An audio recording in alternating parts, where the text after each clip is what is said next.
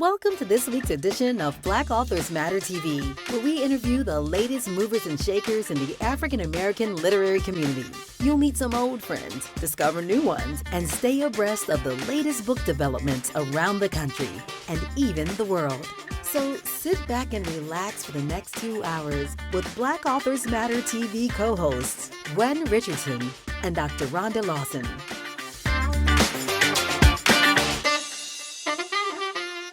Good evening and welcome to another edition of Black Authors Matter TV. I'm Gwen Richardson, your host for tonight. My co-host, Dr. Rhonda Lawson, will be joining us shortly. And tonight we also have one of the members of our team joining us because we're doing a dedication for one of our members who passed. So, Pam, you want to say greetings to the audience? Hi, good evening, everyone. I gave the audience a new name, the BAM fam, Black Authors Matter TV family. So good evening. Thank you all for joining us. Yes, and before we get started with our tribute, I do want to have a couple of housekeeping notes, and one is that the National Black Book Festival registration is now in late registration mode, and so the late registration rates apply. Also, we're at 86% capacity. So we don't have that much space left. We expect to sell out in the next few weeks. So don't procrastinate. If you do plan to register, please do so. Also, the Black Authors Matter Children's Book Awards process ends on Friday. So if you plan to submit your children's book to the competition, it needs to be postmarked by Friday, and your submission form needs to be submitted by Friday. So Dr. Rhonda is on with us, and Rhonda, we have Pam with us, and we might have one or two other members of the team join us because we're going to be doing a tribute to Bonnie Hopkins. So Bonnie Hopkins was a member of the team. She was a little different in her role in that she wasn't involved in like stuff that was really public. What she did was every year we had a seminar called Bringing Out the Book in You. And she presented that seminar even when we had COVID, when we did it virtually, she presented the seminar because she liked to share with aspiring authors. And she did that every year since we've been at Fallbrook Church, which is, we've been there, well, including the COVID years, we've been there 13 years. So she passed away on Saturday, suddenly, completely unexpected, shocked us all. And I also I mentioned that I'm in two book clubs. One is the Cush City Book Club. The other one is my church book club at Fallbrook. And Bonnie was the founding facilitator for the book club, which is about 15 years old. And I was like the assistant that I helped, but she was the main person. She did that for 10 years. And then one of our younger members is now doing it. And she was the one who sent the email out Saturday, letting everybody know that Bonnie had passed. It's just shocking. So some of you may know about her. She's a Christian fiction author. She's been around for a while. And before we get into more comments, we have a photo array that we're going to be sharing of Bonnie. And we're going to run it a couple of times just so we can let people see the pictures and kind of let it settle in. I was able to pull up some really good photos. You know, we have great pictures from all the festivals. I was able to go back to 2012 and grab pictures. So that's Bonnie. This was her flyer from last year since she had been on the management team since 2012. And she always had a table with her books. And I think she had 5 books. I think, or 6. She had 5 or 6 books. That's one with you in it, Rhonda. You and Bonnie were mixing it up. And these are from different years because she has different clothes on. So different years where she was at the festival. She was this one is we went when we were going to malls as a group. Bonnie went with us one time. That's her and her daughter Kim. And I sent this picture to Kim today. This one is not Pamela John Wade, Pamela Samuels John. Y'all both have three names, and that's what got me mixed up. So, Robert, this is a picture of the book club. So, Robert's going to show it again. So, pause it. Well, this is the end. So, I'm going to let you all talk, and then he's going to show it again. So that way, some people who may have signed on late can see some of the pictures, and I can kind of comment on them. So Pam says, well, both of you all have known her at least. Well, talk about how long you've known her and just their thoughts about Bonnie. Pam, you want to go first? Okay. Well, I seems like I knew Bonnie from the very beginning. So it's been a long time, definitely well over 12 years.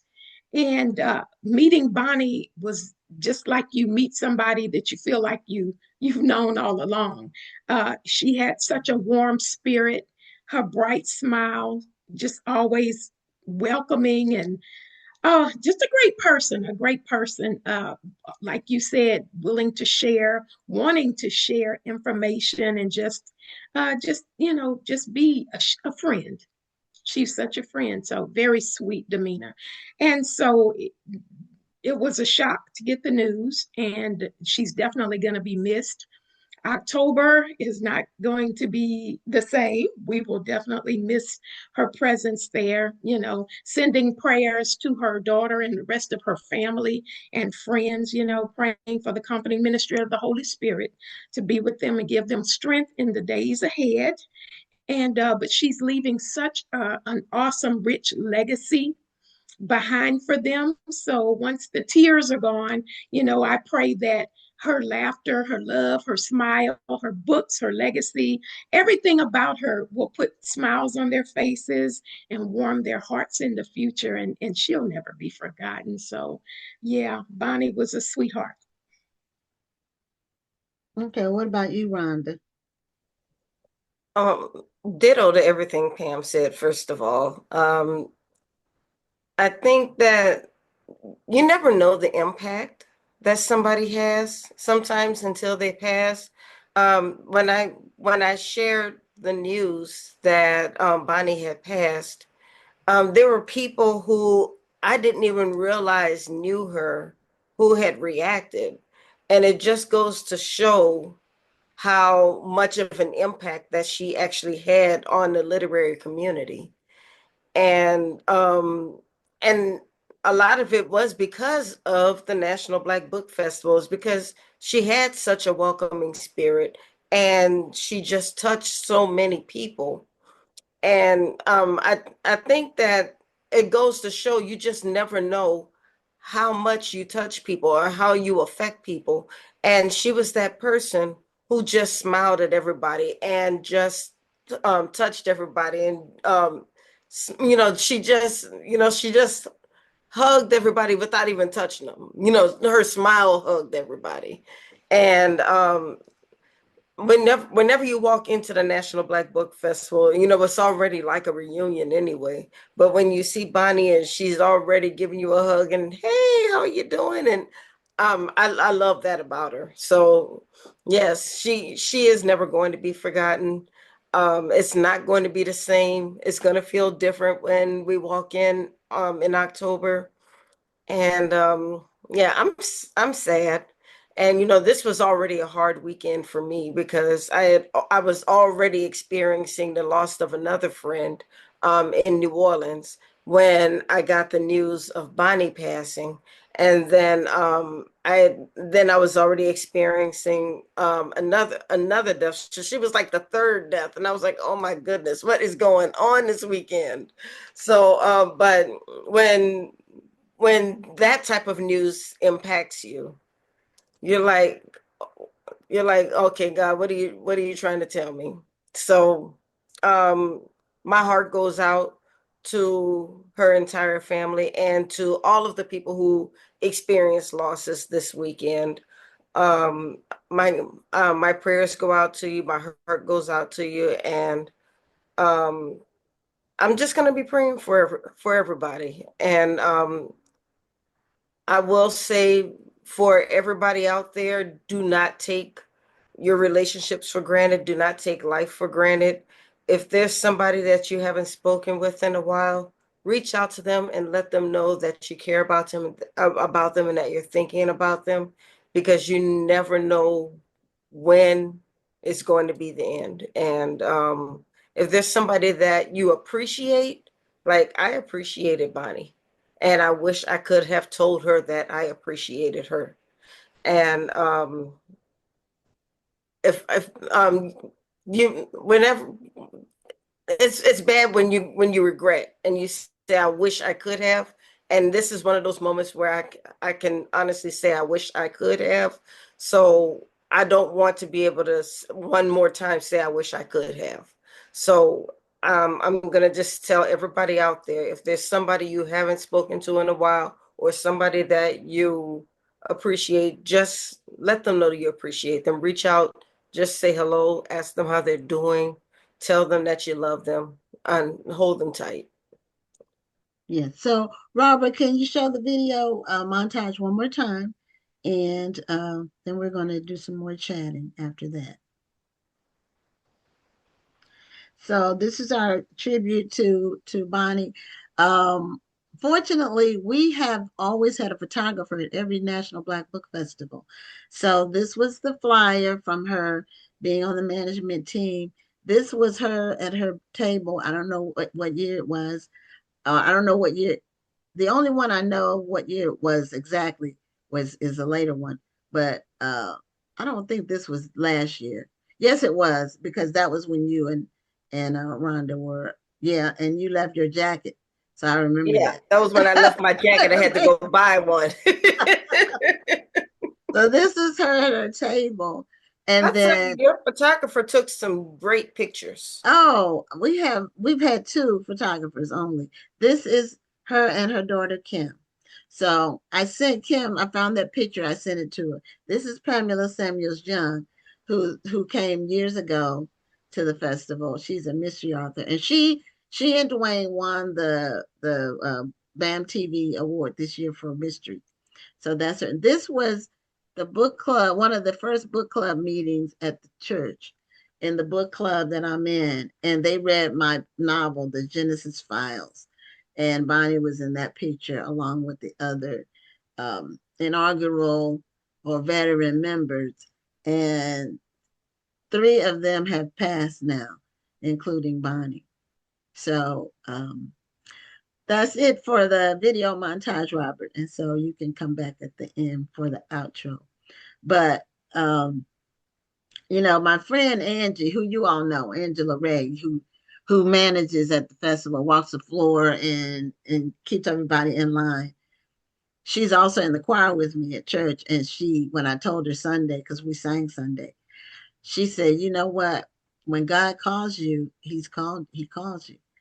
It's just, but it really is shocking. We had our book club meeting at the church because we meet every other month. So April 18th, we had our book club meeting, and Bonnie was always at the meetings unless she was out of town for some reason. And she was no longer the lead facilitator, but it was like she was kind of like emeritus, you know. And Bonnie always smiled. If I asked her to do anything at the festival, there was never any question.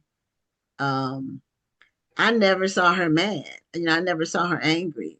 And I'm sure she got angry, but I never saw her angry. And she was a good writer. Her writing, um, Christian fiction writing. Some of you may not know. She was, do you all remember Walkworthy Press? Yes. Remember them? She was one of the authors with Walkworthy Press. Like one of the first. That was her first book, I think, that came out was through them. and they were a Christian fiction line. Seemed like they were under Time Warner, I and don't they remember who they ended up, were under, but I do remember Walkworthy Press. yeah, they ended up folding, or somebody took over their titles. I don't know what is exactly happened, but she was one of the early authors with under that imprint. And for the seminar that she did, I've already decided not to do it this year because that was Bonnie's seminar that she did. You know, so I I don't know if I'm going to bring it back. If I do, it might have a different title. You know, because she always did it. That was her seminar that she did. So you just never know. Life is short, and this was a shocker. Um, just because it was she was perfectly fine, at the meeting, and we. The irony is that the book club had picked one of her books to read for Oh, our next wow. book club. Our June meeting was Bonnie's book Seasons.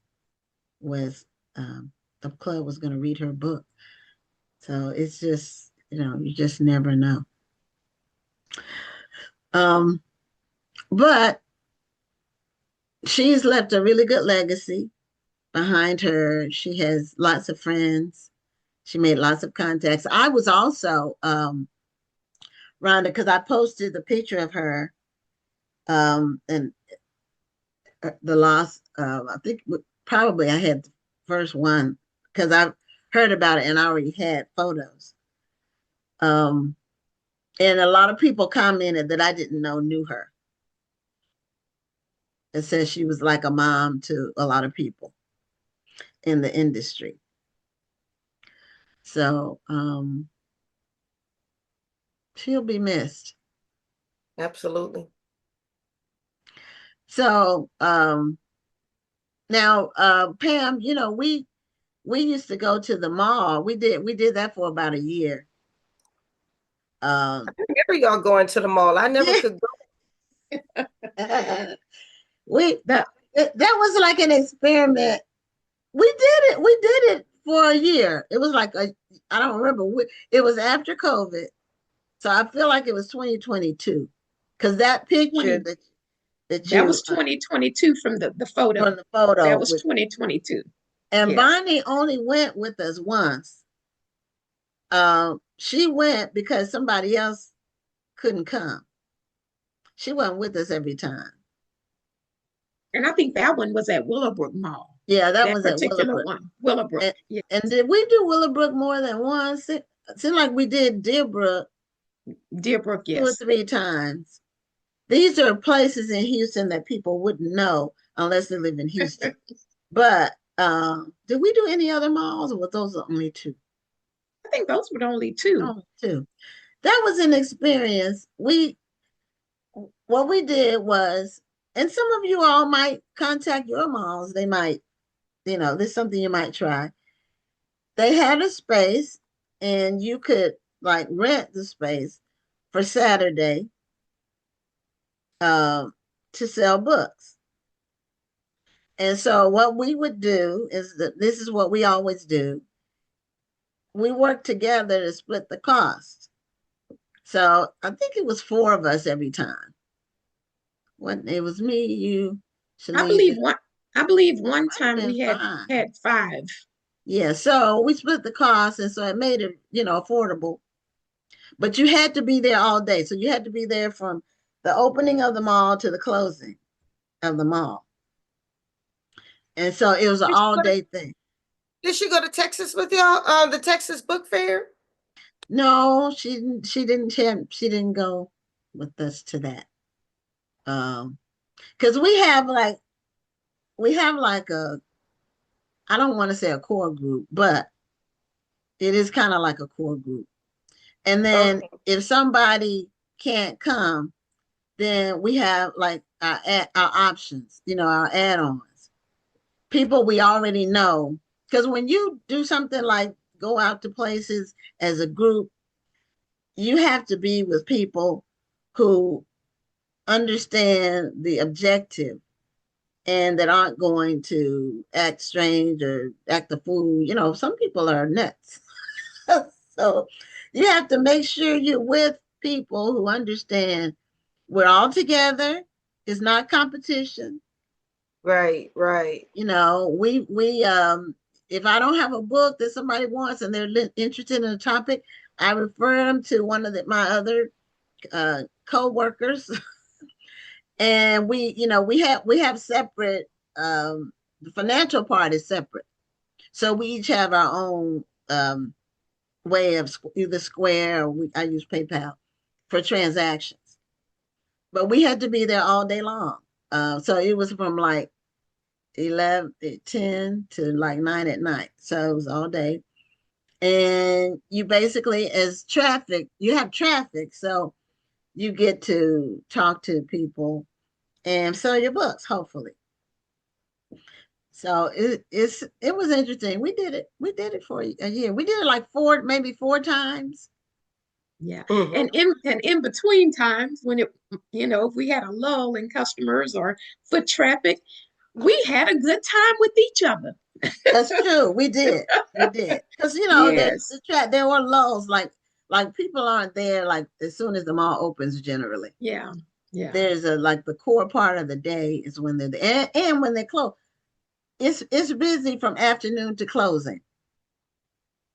So, but when you have a group where you go out, and we've done other things together, we've done all kinds of things together because we did that bookstore thing where we did Black History Month a couple of times. Uh, but you have to have a group of people that respect each other and understand That, their that's mission. the key. Is That's how you work together. Yeah, You can't have a group that's going to compete with each other. You've got to have a group that's going to work together. Okay, if my book's not right for you, maybe you'll like so and so's book. You right. know, that type of thing. But when you're all competing against each other, it's not going to work. No, it's not. And so we've never had conflicts, like never. So it's just been really great. And then so we're all at the book at the National Black Book Festival. Everybody who's part of the core group is one of the managers at the National Black Book Festival. So we're working together on a regular basis, and we really love each other. It's like family, you know. That's We're a nice. team. Yeah, and then we do the judging for the Children's Book Awards. We have two sessions for that where we eat while we judge the books, and the second session we go out to eat after. So um, it's always fun Yeah. and interesting what the books that people submit. So anyway, we did Well, that with Bonnie. I'm gonna be experiencing. I'll be experiencing y'all when Yeah, I come in November. yeah. When we go Okay. to the Texas Book Festival, it's uh it's like nothing you've ever seen, really. Now I haven't been to the Printers Row Festival, which is supposed to be really big in the Midwest. The one in But it's Chicago. yeah. But the Texas Book Festival, they have 30,000 people come through, and they actually have an actual 30,000 people. So it's people all day, Continuously. continuously, throngs of people, and it's outside, but it's in tents with walls. So if there's weather, it doesn't affect it. And although we did have some wind last year, but it's still, you're still safe inside. But that wind was whipping up the tent sides.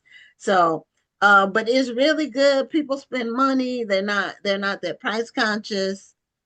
They buy from all of us, uh, or one of us, or two of us, or our T-shirts kind of bring everybody to the booth because they're hanging up our line of literary T-shirts. So and we have a double booth, so we make it like a store, so people can walk in and browse.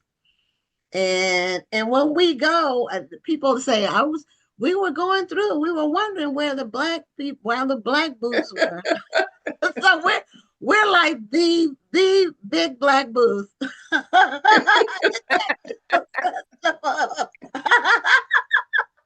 Wherever it's a party. It's a party. Okay, yeah, well, the Texas Book Festival is a white festival, so you're the big black booth. Well, their system is tricky because it's very pricey. We split the cost, so but it's under the Kush City umbrella of Texas authors that Kush City has promoted their books. That's how we present it to them, because you have to put in an application. Right. You can't just sign up. They only have, I think, 80 booths. So you have to put in an application. You have to request a double booth, and it's not guaranteed. Then it takes them about a month to tell you yes. And when they tell you yes, you have to have all the money to them within 14 days. So that's... Oh, they're not playing with y'all. No, they're not playing. So that's probably why it's not... We generally don't see too many black vendors unless they're like under a company, a big publisher or a big company, and they're one of the workers. But as far as like somebody who actually has a booth, I think we did meet one lady that was an author. She had a booth by herself. But we're an attraction because it's not, we're it. So, and the t-shirts, everybody wants those t-shirts. Everybody, Gwen has covered every genre, and just about. But we have a new one coming out. It should be out this summer. Okay. Picking up the historical fiction. You'll see. So that's it as far as our tribute to Bonnie. We're gonna miss her. She was just so sweet and always willing to do whatever. And she fit right in with everybody. It's absolutely. Yeah, we have a little quirky personalities, and not everybody fits in with us. So anyway, so we're about business. When we go out and do things, we're about business, but it's a camaraderie, and we really love each other. So it's a combination. So we have second guest, our first guest for tonight, but our guest for tonight is from Texas. So she writes romance, and her romances are kind of cowboy related. Pam, did you want to stay on? You can stay on, or you can, however you want to do it. I'll stay on for a little bit. A little while, okay. Yes. That's what Pam said when she was hanging with me, and she hung for the whole show. I had so much fun. So Alexa Martin, welcome to Black Authors Matter TV. Hey, Alexa. Hi, thank you so much for inviting me. You're Alexa, welcome. tell me the name of your book. By the Bootstraps, my new cowboy romance. And we have a copy that we're going to be giving away based on the trivia. So stay tuned for the trivia for this book. Now, we had weather today, and I just heard some thunder. So hopefully we won't have any glitches. But if I end up getting zapped, Rhonda can still take over, and she's not here. She's in the DMV, so the weather shouldn't affect her. Said getting zapped. Okay. I don't mean by like lightning. I mean like the weather, like you have a power surge or something. So we're gonna give away. This is an ARC advanced reading copy of the book. We're gonna be giving that away, and we'll do the trivia at the end. So for those of you all who generally like to win a book, your chance is on its way. So Alexa, are all those books behind you your books? Just the ones on the top. Most of these ones are. Oh, okay. This one. Yeah. Great. And you're in the Dallas area. Yes. Now, I did see that you had you written something about football, or was your husband? Yeah, my first series, the Playbook series, it's 4 books. It's a football romance. My husband played in the NFL for 8 years. Did he play And with that, the Cowboys? no, not the Cowboys. He played for a lot of teams, but they're not one of them. Did he play for the Saints? Nope. Oh. Did he play for Seattle? That's my team. No, but that's my son's favorite team. Okay. He played for the Ravens and the Packers. I like the and Ravens. the Giants. I love the Ravens. We love that organization. Mhm. The Giants, the Patriots, and the Bears. Those are the teams. Okay. Yeah. Okay. So you all had to move around, or did you stay in one place? We bounced around for a little while, and then once my kids started getting a little older, I said, "Bye-bye. We'll see you when you're back." Yeah. So you are you a native Texan? No, I'm from Colorado. Okay. Well, But they have I Cowboys came to in visit. Colorado. I'm sorry? They have Cowboys in Colorado. They do have Cowboys in Colorado. And then I have my dad's family's from they lived in Texas my whole life. So I came to visit a lot. And then we moved here about 3 years ago. And when we moved here, I said, oh, a book has to be set here.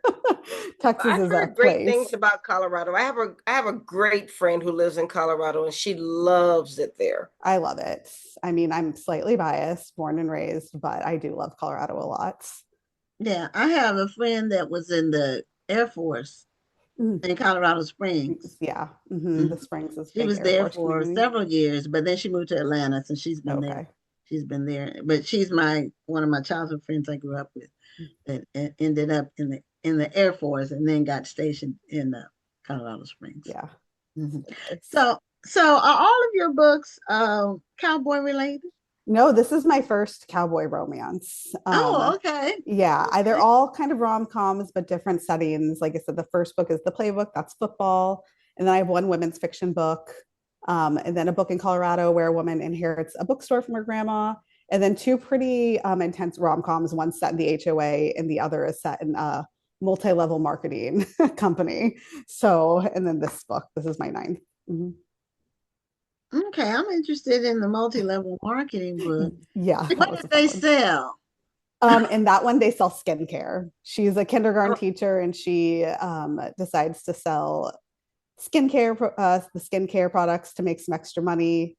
And yeah, she's like roped in by her principal. Her principal gets her to sign up.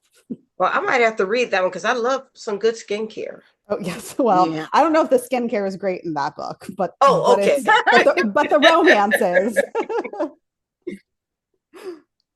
Yeah, so it's kind of like Mary Kay, or maybe the Avon. For the Mary Kay is like what is more upscale. This one I won't claim any of the real ones because in this one it's definitely one that you don't want to join.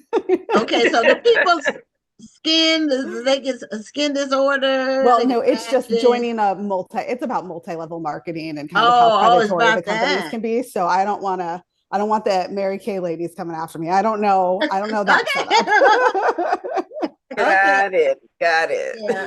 And I did the reason I did the market. I think every entrepreneur has tried multi-level marketing at least once. Oh, I've joined 3. I used to sell Mary Kay. Okay. I was with a company called Dynamite. I don't know. And they sold costume jewelry. They were based out of Dallas. Okay. A lot of them are based in Utah now. I joined a few of them. Yeah. I'm not going to tell you what else I used to sell. Uh-oh. Okay, Amway. No, not Amway. Okay. Not Amway. Yeah, Amway. Is Amway still around? I think so. Yes, they are still around. Okay, they have a reputation for tricking you into going to a meeting. See, if you have to trick the person, then that's a red flag right there. If you can't just be straight up and tell them where you. Yeah, they make it seem like you're coming for a get together or something. Right. Yeah, right. No, a lot of them. I thought it was a dinner party and it was an Amway meeting. A lot of them do that. They kind of use the people's desire for community to kind of pull them in, and you think you're getting friends, but they're really trying to make money. It cannot be the best place. Yeah, right. You have to trick people. That's a red flag. Yeah, That's not lots of something red that I flags. would Yeah, ever want to do because I have to be able to sleep at night. yeah, And yes, I don't want nowadays people will come after you or put you on I know. blast. You know. Truly, Now, now I what's was tricked the most into one of those meetings before. Okay. see, we all have. We've we've all all been been there. there. We've all been there. Now, what's the most current book about? I'm sorry. Um, so the most current one is by the Bootstraps. It came out last Tuesday. It's Thank Congratulations. you so much. Thank you. It is about Luna Star, who discovers the small town of Celestial, and she's running from grief. She lost her mom, and she doesn't really want to face it. So she decides to pack up everything and move to the small town. She loves romance books and is trying to find a cowboy of her own in this small town. And she moves to this house, sight unseen, and it unfortunately isn't what she thought she was getting. Oh, Oh, the So, fixer upper. yes, she thought she didn't realize there was so much, but luckily the handyman in town is there to help out. Yeah, oh. Yeah, handymen are handy. handyman are very handy. They're important. If you can fix stuff, that will not only saves money, but it keeps men in shape too. And my husband was handy when I met him. Well, really his whole life, but he likes to fix things. He can look at things and see how to put it together or how to take it apart. And handymen always have tools. They Yeah, have 3 or 4 toolboxes, and every kind of wrench you want it, and every kind of screwdriver, yeah, and but they're handy. They can put things together and take them apart. yeah. And when you buy things now, it's assemble. A lot of it's assembly required. Mm-hmm. And so if you don't have a handyman, that means you got to pay somebody. Got to go on Angie or somewhere and pay a handyman. Yeah, yeah. She doesn't. Okay. He doesn't make her But pay. I need to know about this handyman, Alexa. Is he Mhm. the kind of handyman who always had to take off his shirt to work? Well, not right away, but the shirt comes off later. Trust me, it is a romance. He's very handy. He's very good with the pipe. Sorry, I have to. I'm a romance Oh, author. I have to do the puns somewhere. I have to do oh, them. I can't. So the cowboy, the handyman is a cowboy, He is correct? so Tate No? he's the head football coach. He's a cowboy that hates cowboys. His family owns the biggest ranch in Oh, Celestial. So he grew up on the ranch, but him and his family are having some problems and he's been avoiding the ranch. But he did grow up there and he's just kind of fighting the life right now. oh, okay. Because I Mhm. was gonna ask, is some trail riding, There are you some know, trail riding in it. oh, okay, There is a okay, okay, rodeo scene. Yes, okay. don't Right? worry. Well, that sounds like my kind of book I might want to read. I need to Thank read you. that. That's what I'm saying. A handyman who takes off his shirt and trail rides. And he is the head football coach at the high school. So it's like cowboy romance meets Friday Night Lights. He's the Okay. ultimate And he's in hero. shape. And Okay. I'm he's yeah, in still yeah, shape. looking. yeah. That's important. Yes. I, I'm intrigued. yeah, one of our book club members loves westerns. But this isn't like a western like No. cowboy like back in the day, but it has cowboys. So I'm gonna Yes. make sure I let her know about it because she's always looking for a good one, and she doesn't mind romances. Oh, good. So I need to tell her about the book. So Celestial is a real town, or No, is this Celestials, it's a fake town. I really wanted I've wanted for a while to write a book with a like fictional small town. And okay? when we came up with the idea, when I decided I was going to write a cowboy romance, I thought this was like the perfect place. It is set in Texas. It's fun. It touches on he's a black cowboy, his family is black. It started as a freedman settlement, but I didn't want to have to kind of go into some of the things that happen in maybe a real small town. So it was nice to be able to balance the romance and reality in this fictional town. Well, I love that. So how do you make up the town? I mean, did you base it on a real city, or how did you build this world? So I think this one, I like to say it's kind of like my ode to Texas. It's everything I think like a Texas small town would be, right? There's Starlight Ridge Ranch, which is really kind of the centerpiece of this town, right? Everybody knows it. It was kind of the founding space. And then there's like the cute little downtown and the square. They're really big on high school football, little restaurants that I was able to make up, little craft stores. It was really fun to build the community and like the pieces that I think would be integral to setting this. And this is the first book in a series, so I get to like keep exploring the town. So that made it really fun, that knowing that I got to stay there for a little while. Okay. Well, you made it a real. I was just gonna say she made it a real town because she made sure that this Texas town really loved their football, because it cannot be a Texas town if they don't like football. Cannot be a small Texas town if there is not some Friday night lights happening. That's right. Now, did you visit some small towns? Yeah, I've driven through it. Piece it together, find the common elements. Yeah, there's always a railroad track. Yes. There's always, because we go we take 59 North when we go to North Carolina if we do on a road trip. And so every like 40, 50 miles, there's a small town you have to slow down and you go through, and they all have the same elements. Yeah, it was really fun. Last week I did a little tour driving through Texas, going to bookstores, and driving through the little small Texas towns was so fun. And we have 4 kids, so usually when we go places, we are doing road trips. And so always kind of seeing those little pieces within the towns. Yeah, it's always fun. Yeah, road trips as a family are fun. We did a lot of that. When our daughter was born, well, before she was born, we did it because my family's from North Carolina, so we always were going on road trips at least once or twice a year up there. And then when our daughter came, we started going. We continued. She was a great traveler. She was a really good traveling baby. And so road trips are great for seeing scenery, for seeing actual places. Yeah. Just not flying over, Yeah. I know when I was driving this time, I was like, oh, I did it by myself. And I was like, I wish I would have had a passenger just so I could take like videos and all the things, just because it's so gorgeous. And especially because Texas is so big. So the scenery changes so drastically from one place to another. Yes. What's really cool to me about driving through Texas, especially when you're going west, is you start to see the little ghost towns on the side of the road.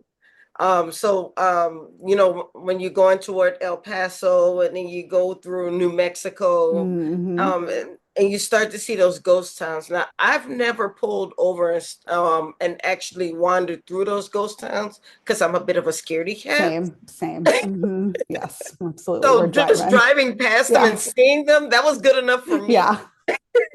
Yeah, and they actually do have tumbleweeds and Texas has every kind of weather because we have the beach, we have the mountains, we have, well, it's called hill country, but then we have the desert, and everything in between, in between. So it takes about, to describe it to people, they don't understand really how big Texas is, because it's 900 miles from east to west, and it's 1,200 miles from the top of Texas to South Padre Island, which is the bottom. It's so big. I always tell people that Dallas is an hour away from Dallas. Yeah. So big. That's a good one. So big. It is. So there's some common threads with Texans, and I'm not from here, but I've been here so long now, I am a Texan. Yeah. But when I first got here as an entrepreneur, I immediately saw how entrepreneurial it was. It's very business friendly. It's very pro-business.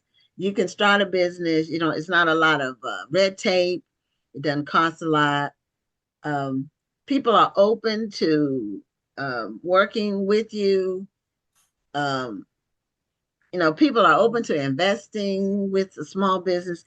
it's very busy. And we don't have income tax. Now we do have business tax, but we don't have personal income tax in Texas. And that makes a big difference. You know, most states it's 10% of your income goes to state taxes, but we don't have state tax. Yeah. I would say Texas is like its own country. It is. Which is why when I got here, it was a republic. So it was its own country. And Texas will tell you that. And that is also like the mentality, like, don't mess with Texas. Yes. Yeah. You know, we do things differently here, and proud of it, you know. Yeah. So how many books do you have now, Alexa? This is my 9th book. I did do a like ghostwriting project with somebody. That's out. So technically my 10th, but under my name. This is my 9th. Okay. Was your ghostwriting, was it fiction? Yes. Another romance. Yeah. So fiction is what you do. This is your thing. Yeah, fiction is what I do. I have people that have asked me to help with nonfiction. I was like, I don't know how to do that. I don't want to be in reality anymore. See, you know, fiction is my thing as well, but it seems like whenever people come to me for writing help or ghostwriting projects, it's always memoir or nonfiction projects. I'm like, can somebody please come to me for help with a fiction project? I'm here. I want somebody with a fiction project. I know. I couldn't even help with a nonfiction. I wouldn't even know where to start with a memoir. I'd be like, can we just like change things a little bit? They'd be like, no, that's not what's happening here. Yeah. Well, nonfiction can cover a lot of areas too. So, because I write mostly nonfiction. I love to read it. I don't know how to write it. Yeah, fiction takes me a lot. I mean, it's a lot. And I've ghostwritten nonfiction for people.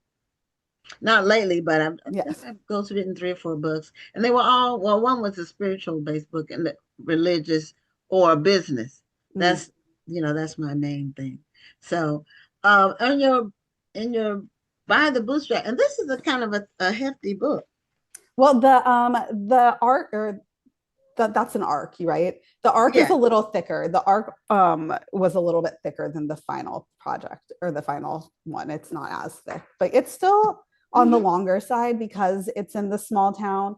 There was a lot of world building to make sure like people understood where they are. So it's a little bit longer than when my books are set in Denver. I don't have to do as much description as to like where they are. Okay. Well, I don't mind a hefty book. Yeah, I like it. What I mind is a boring book. Yeah. And that's what I was going to say. I don't mind a book being longer as long as you're keeping me intrigued. Like I've read some thick books where it kept me from cover to cover. Yeah. But I've read some thick books where I was like, okay, is this just a filler chapter? Come on. Oh, yeah.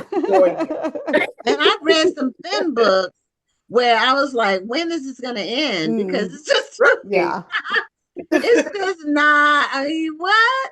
You shouldn't have even done this. I mean, some of it's just bad writing, So it can be thick or thin. If it's well written, if it's a good book. I'm reading a book now that's different from what I normally read, but it's really good. And it's a book about vampires, and that's not. I've only read one other vampire book. But it's good. It's good. Yeah. I was well written. A book that's well written is just it's a pleasure to read. Truly. And I hope that's how people feel about this one. Well, you know what? I've always said that a well-written book is a well-written book. Like, for instance, Children of Blood and Bone is actually a young reader. It's a young adult book, but it's a well-written story. I was into the story like it was written for me, and I'm 50-something years old. For sure. I mean, reading the book. Tomi she's a brilliant writer. She's so exactly. Yeah. I think I was in the middle of the book when I was like, hey, this book wasn't written for me. Now, Rhonda, did you listen to that one or read it? Or like I actually listened to that one. I didn't actually read it. I listened to it. But I listened to most of my books. I do. Yeah, that's why I asked. I just wondered. Yeah. But I was still in the middle of the book before I realized that it was a young. That's funny. So is this on audiobook? It is. Okay. Nicole Cash is, I think it's Nicole Cash. She's the narrator and she did a really good job. I started to listen to it the other day and I was like, oh, wow. I was like, did I write this? Didn't we meet Nicole Cash? Nicole Cash's name sounds familiar. I feel like I've heard her name or we've met her. Either one. She's a Black narrator. I will my publisher is really great about always finding me Black narrators to do my books. No, I interviewed Nicole Cash, I believe, on my show. Okay. Because Yeah, I know I've she met- wasn't yeah, one of our I've guests. met Nicole Cash, and you're right. She's a very good narrator. Oh, she's so good. I've- It was so good. Yeah, I met Mhm. Nicole Cash. She's great. Yeah, I loved her. I feel very lucky that we got her to do it. Yes. Yeah, we'll have to reach out to her for people. Yes, we have another we need to audio get book. her on Black Authors Matter TV. Yeah, we have another audio book narrator coming up in a couple of weeks. A female one. We had Carrie Height a couple of weeks ago, and it's interesting. So I didn't know anything about how audiobook narrators become narrators. You know what their background is, how they do it, and he really gave us some good insights. So I'm interested in hearing another person's backstory about how they got into it. Yeah, Nicole is going to probably to say the same thing as our guest from last week said. Is I think it was last week or the week before. It was a couple of weeks ago. Yeah, a couple of weeks ago. Before the award show. A narrator can make or break a story because if a narrator cannot tell the story and really get you into that story, you're gonna stop listening. You're gonna turn the story off. Yeah, no, there have been books that I didn't love to read that when I listen to it, it's like a new story. And then there are books that I've listened to that I didn't love, but I love to read. So you just, a narrator really can change the whole book. Exactly. Yeah, and Nicole Cash is a great narrator. If we can get her on the show, I think she'll be a great interview.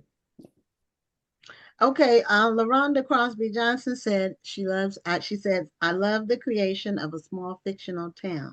How did you decide to make it a series versus a standalone novel? So my last few books have been standalones, but in the story, I just wanted to stay in the town. And Tate, the main hero, he's one of 3 siblings. And as soon as I started writing them, I was like, I want each of the siblings to have their own books. I knew it was a place I wanted to stay in longer. This book ends, it's definitely like a happily ever after within this. It's the full story, but there's still questions with the siblings. And I want to like tell their whole story. I just turned in the draft of the second book and I'm really happy with how like the overall story is progressing with them. But the really cool thing about a small town is that everybody in the town probably has a story to tell. Yeah, and they know everybody else's. Yes, the like small town gossip was so fun to write. I was telling somebody how usually in all of my books there's a really strong female friendship component, even though it's a romance, right? There's always like a best friend, and that's a really important part for me. And usually there's just one, but in this one, like as I got into the story, there were so many more that I wasn't expecting that popped up because you're just getting to know this whole community. And so like everybody has a story, and it was just so fun to explore and create all these different characters. And there's so many characters in a small town. Now we only have a few minutes left. I do want to do the trivia. The one that I was going to do, I'm not now because we've said it was going to be the name of the town, and we've said that about 10 times. So I wanted to actually be something that they have to research a little bit. Okay. But for your other books that you've written, what is like a common thread for them, or is there a common thread? I think the common thread, well, female friendship, probably found family is really important to me, and finding community within each story. Even if like you've had loss in it, or if you are really close with your family, just I think like the importance of community and found family is a really big one in all of them. Did you self-publish any books first, or did you start off? No, I started with traditional. Okay. Yeah, I've been with my publisher since I started. My editor. I signed my first contract in 2017, and I've been with her ever since. So I've been really lucky on this like journey. Okay. Tony Benita asked, are they all male siblings in the No, series? there's two. So Tate, who's the hero on this one, and Silas, they're twins. They're both males. And then they have a sister, Sierra, and she'll have the third book. Okay, so we're gonna do the trivia and then we'll see who gets the answer.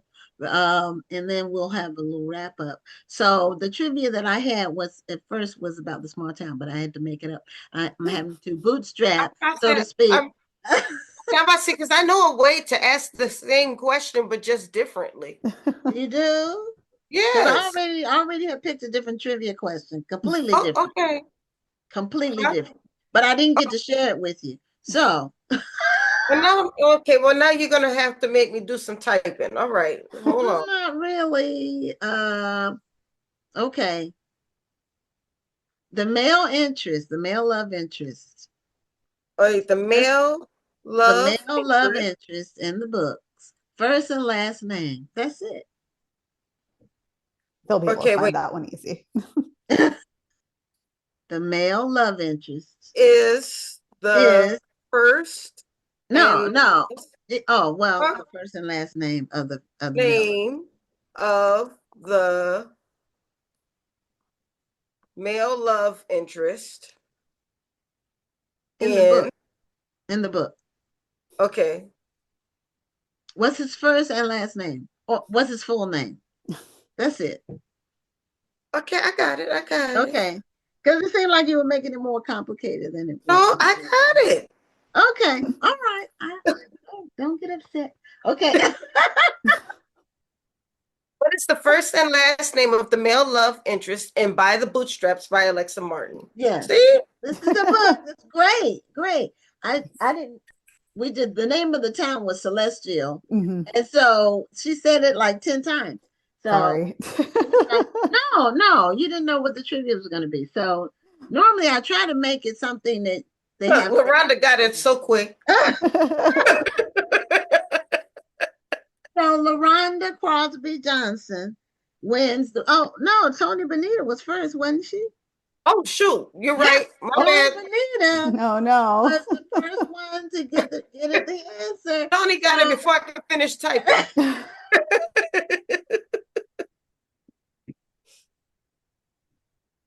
They're quick. The people that watch the show regularly, they are fast. So with their fingers. And so Tony, your book will be on its way to you tomorrow or the next day, but you'll get it soon. So Alexa, do you have a book tour? Are you going places?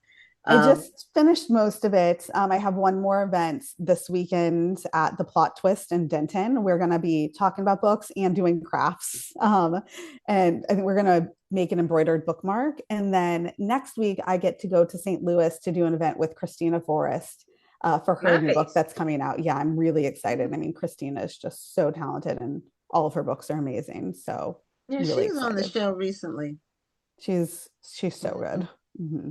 So, okay, well, Alexa, obviously people can get the book anywhere books are sold, but if people want to reach out to you on social media, what are your social media handles? I'm on Instagram and Threads, basically, at Alexa and Books. I think I have a Facebook. I haven't logged in to that one in a while. And then I used to have a Twitter or a TikTok, and I was like, I have to have my life back. I can't. I have to stop scrolling. So now it's really just Instagram and Threads. Okay. Threads is popping. My gosh. You gotta get on Threads. I love Threads. There's so much to get on. But I am paying attention to these different vehicles for communication. So I haven't pulled the trigger on Threads or TikTok yet. I'm still deciding. Like you said, with TikTok, it seems like you can just get into a rabbit hole and never get out. Just scrolling my life away. And then I don't want to have to be like doing videos and stuff. And then I got to build followers, and I gotta build all over again. I've been building for 15 years between Facebook and Instagram. I don't know if I want to go back in a building mode. Yeah. again. That's the other thing. But I see, people share things from threads on Facebook that are really interesting. But if you click it, it'll tell you you need to have an account to see the rest, Yeah. to see more, to see the comments or whatever, to engage. Yeah. So anyway, thank you so much for being a guest on the show, Thank you and for having me. congratulations on your book. Thank you so much. I appreciate it. It was Okay. great meeting you. It was nice meeting you too. Thank you so much for letting me yap about my cowboy romance. Really interesting. Thank Thanks you. so Very much for being a guest, and have a great night. Thank you. You too. Bye. Take care. Bye-bye. Well, before you all bring on the next one, I'm going to sign out for the night. It's been Okay. fun. Okay. Well, Pam, Oh, thank you for Always a helping us pleasure. with the tribute Always. to Bonnie Hopkins, and Yes. appreciate you. And I'll be seeing you at the Saturday At her- meeting in 3 weeks. Yes, that's right. Okay. Well, Look have a forward great to night. it. Yeah. All right. You all have a great night too. Okay. Bye. Bye-bye. Bye-bye. Bye-bye. Okay. Our next guest is Margaret a Johnson longtime Hodge. author. Yeah, longtime author. And Margaret was scheduled to be on the show a few weeks ago, and we had to reschedule. So we were glad we were able to get her back on the schedule and to talk about her new book and other things that's been going on in her life since we saw her last. So, Margaret, welcome back to Back Office Matter TV. I failed to look up when you were on last, but it's been a few years. Oh, be sure to unmute so we can hear So, you. okay. Okay. Yeah. Okay. Yes. Yeah, I forgot to look up the last time you were on, but it's been a few years. It's been a while. Yeah. Mhm. It's been a while. Yeah. Yeah. Welcome Yeah. back. Thank you. Thank you. Thank you. Thank you. Yeah. So, what have you been doing for the last few years first before we get into this new book? Um, well, COVID came in 2020. And before that, I had released two books in 2017. And so I've just been living life and enjoying life, and life been lifing and working through the life in, and that's it. That's what I've been doing. Oh, and I also made my first documentary. I also did a documentary in Right. 2019. Yeah, I did. Yeah, I did a What documentary. what was it about? There is a good friend of mine who was born and raised in Marietta, Georgia, and she had an aunt who lived to be 106 years old. And I was fascinated with that fact. And because I had met her aunt and I loved her aunt, and I just felt there was a lot of history about that, about her aunt. So I asked if I can do a book about her aunt, and then the family home that had been in the family since the 1800s and is still in the family. I was fascinated with the home and the history of the home. So I did a documentary about the home, and it's called The House on Grogan Street. Yeah. Oh, where does the documentary air? Is it on any of the It's it's it's it's platforms or it's streaming? it's it was on YouTube, but it's not on YouTube, and I ultimately took it down. But yes, I did a documentary. Yeah, yeah. I mean, I filmed, I edited, I videotaped, I did everything. I did everything myself. Everything. Oh, wow. Yeah. How Mhm. long was it? How It many was minutes? about an hour and 15 minutes. Okay. Hmm. Yeah. So So did I you have experience doing that? Have you done filmmaking No, or no, Gwen, anything? no, no, Gwen, but I'm the type of person that if I get an idea, I'm going to try. Now, I don't know if Okay. I'm going to succeed or I'm going to fail. If I get an idea, something creative, I'm going to try. And sometimes I ace it and other times I don't, but I'm going to try. I just felt really strong about the family history and the home. And so I did it. Yeah, I did the documentary. Yeah. Okay. Yeah, nothing wrong with trying. No, Right, no. right, And right. if you don't know if it's going to succeed if you don't try. So, That's it. mm. That's it. And just, as we go through life, we can try new things. There's no rule that Right, says you can't try right. something new. So, Exactly. uh, I try to keep keep things fresh, try to include a fresh element. It may not be the whole thing might not be new, but include something new within uh, Right. something Yeah. that's existing. Now you've been writing a long time because I remember I think it might have been your first book because Uh, we had the bookstore, I think, when you got right. your And first book. Texas, right? Yes, Was it in yes. Dallas? No, Houston. Houston. Okay. Yeah. Because I Mhm. know when I used to go on book tour, I come to Houston and I go to Dallas. Yeah. And I can't remember exactly all the places I was, but yes, yes, yes, yes, yes. Yeah. So was that your first book was called? My first book was called A New Day, but there was no book tour for that. So I didn't get Okay. out the state. But by my fifth book, um, which was Some Sunday, I had a tour, but 9/11 happened, so I canceled the tour. And then my sixth book was True Lies, and I got back on the road. So I probably came to Texas in 2002 with True Lies, and Mhm. maybe 2003 with A Journey to Here. Yeah.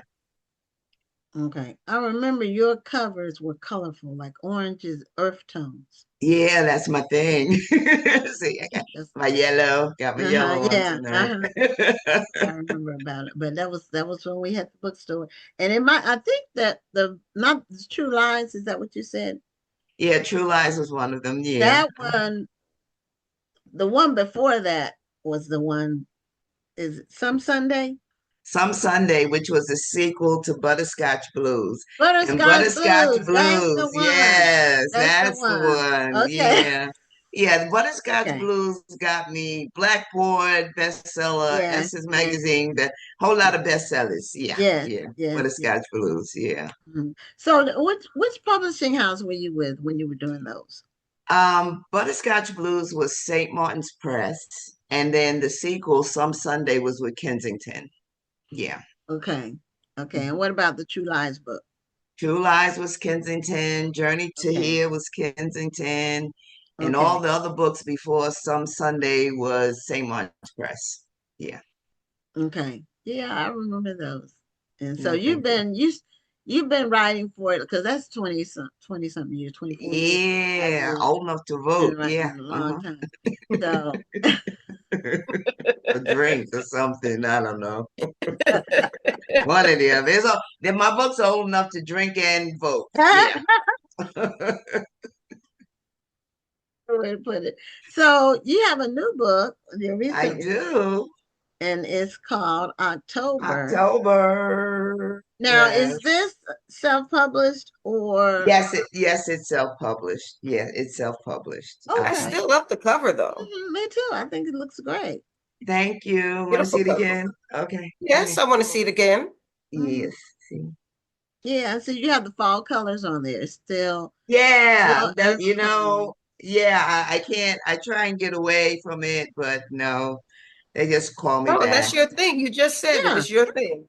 No, It's my I think thing. it's a distinctive mark about your Thank work. you. You Thank have a you. brand. It helps with branding. Thank you. And now, what did you self-publish any books before this? Before October? Yes, I was doing the math and I have 14 published novels. So out of 14 published novels, seven were with mainstream publishing and the other seven I self-published. Yeah.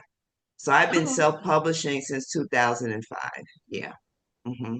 Oh, okay. How do you decide which ones you want to self-publish and which ones you want to mainstream publish? Well, I started self-publishing because life, situations, whatever. I just walked away from mainstream publishing and decided to do it myself. Now, with October, I will share with you that I had hoped to get publisher behind it, but the roadblocks just kept on popping up. So I'm the type of person, like I said, I'm going to try a thing and it is either going to succeed or it's going to fail. So when the roadblocks kept on popping up, I was like, well, Margaret, do what you've been doing for the last 20 years, self-publish yourself.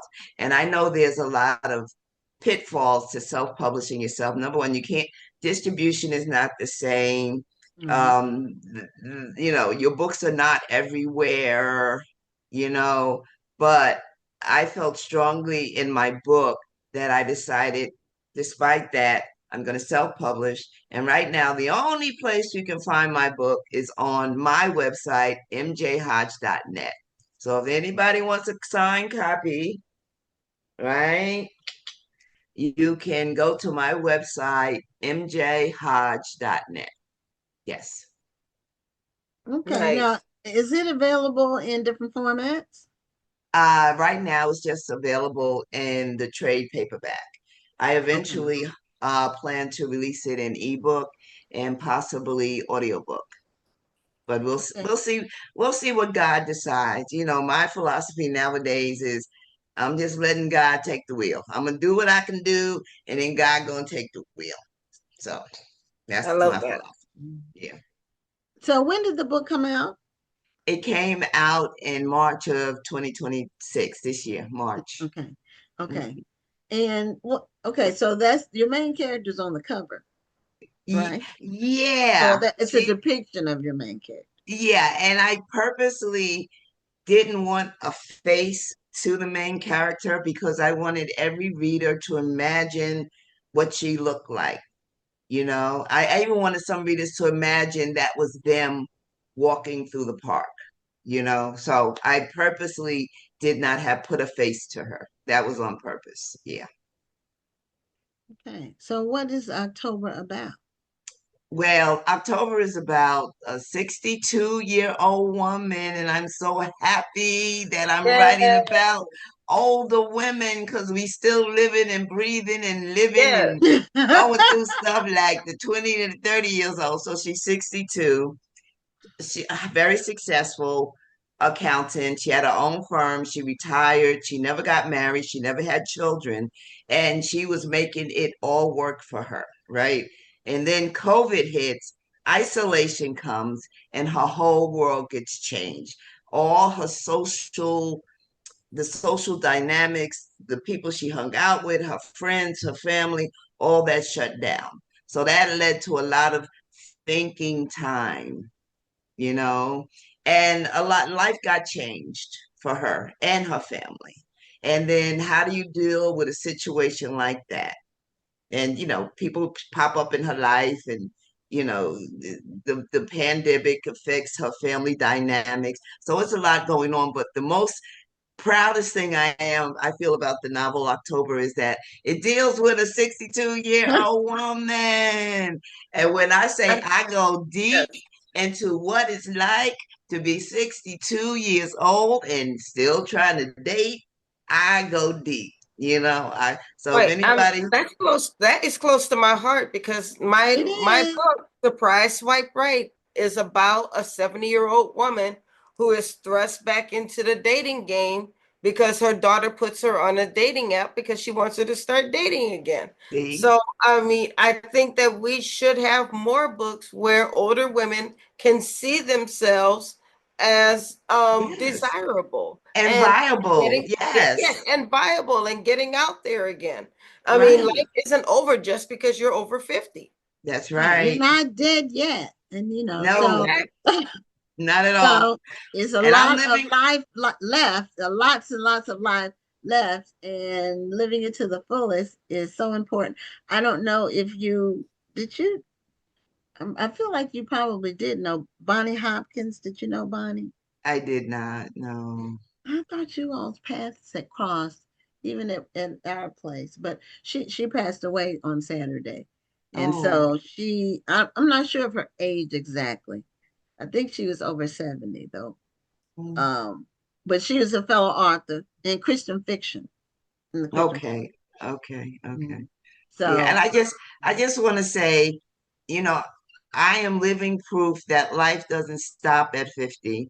I will freely share with everybody watching that I will be 70 years old next month. And I am still Oh. out there living my whole life. Just want to put that out there. Well, good for you. And you know, the 70 is the new 50 or whatever. That's right. That's right. That's right. That's Yeah. right. So people are, if people maintain their, if they eat right and stay physically active and, Right. stay mentally active, you Right. have to keep your mind engaged and be social. Right. Otherwise, you can, some people retire and they like withdraw Right. and, if you don't, your mind is a muscle. If you don't use it, it atrophies. So you have to keep using it. Right. I Mhm. agree. So congratulations that you keep life. Now, Rhonda had her a 70-year-old on a dating app. Have you done any dating apps? Yep. Sure did. But You that's all I'm gonna did. say. That's it. That's it. That's it. No, you were That's gonna it. say yes. That's it. That's all I'm gonna say is yeah. Okay. And I'm gonna All leave it there. right. Yeah, You're not leave it gonna there. say which app was it, Grinder? I'm just gonna say yep, and I'm gonna leave Okay. it there. Yeah. Okay. Well, if you want to meet somebody in a similar age with similar interests, that is a good way to meet. You wouldn't necessarily meet them walking down the street or even at church, because Right, most of the right, men at church are married already, right. That is because true. that's why their wives brought them there. That is true. So, and just because they're in church doesn't necessarily mean they would be a good mate, Right. I for agree. you, a good mate I for you. agree. I So, agree. Yeah. so, Yeah. what's your main character's name in the book? Her real name is Loretta Harrison, but they call her Rue. Her nickname is Rue. It's her and her four sisters that all have names that start with the letter L. There's Loretta, Okay. there's Lisa, there's Larice, and there's Lillian. But all three out of the four don't really care for their names, so they all got nicknames except for Lillian. Lillian was like, I'll shorten it to Lil, but I'm sticking with my name. So, Rue, Loretta is Rue, Lisa is L, Larice is Reese, and Lillian is Lil. Yeah. Yeah. Okay. And so is the main character. Which one is the main character? The main Rue. character is Rue, Rue. R-U, yeah, So is she the Rue. oldest? No, Okay. L is the oldest. Rue Okay. is in the middle. L is the oldest. So there's that whole dynamic with being the oldest, and then Lil is the youngest, and there's that whole dynamic with being the youngest. So, you got Lil who's the youngest, L who's the oldest, and they are both of them are very strong-willed individuals. Okay. Yes. Yeah. Well, those sibling dynamics, they tend to not change much. Right. That From is true. childhood. That is true. Yeah, that It is they true. really stay kind of the same through life, just uh, you know, I guess because you do get the relationship as kids and either one person is dominate or trying to dominate or you're pals, you know. Right, right, right. Yeah. So it's just it's interesting how that works. Hmm. Yeah. And there have been some studies about sibling birth order, about how that works in a family. How the Yeah. oldest, the expectations are higher for the oldest. So they Right. tend to do well. Those oldest tend to do well. The ones in the middle are vying for attention all the time. It's like, they get Yeah, overwhelmed. they're sort of the I've heard rebels. The middle child Yeah. is like the rebel child. Yeah. Yeah. Yeah. And the that. youngest, they're just like the youngest. So, everybody babies them when they don't expect that much. They get spoiled. No, They no, get what they Gwen, I'm gonna want. have to dis Gwen, I'm gonna have to disagree. I disagree. I guess it depends on the family. I'm the baby of the family, and there Okay. was no babying of me at all. Me and my What? older sister used to fight. There was 8 years between us, and at 5, I was 5, she was 13, and we would Okay. physically battle. Now she would win, but I would try and hurt her as much as she was hurting me, and Oh, that went that sounds like me and my sister. that went on until I got about 16, 17. And then she sort of like, all right, she my sister. I'm going, she ain't going away. I can't do it. And I'm going, yeah. But up until then, shh. And what I would do is that we would fight. I'd be fine. My mama come through the door. I bust out in tears Yeah, to yeah, get yeah. her in trouble. To get her in trouble. Of Yeah, Yep. course, that's I the was way in it the goes. middle. So I was in the middle. I wasn't rebellious, but I did push the envelope. Let me put it like Uh-huh. that. Quite often. And Rhonda, which one were you? Mhm.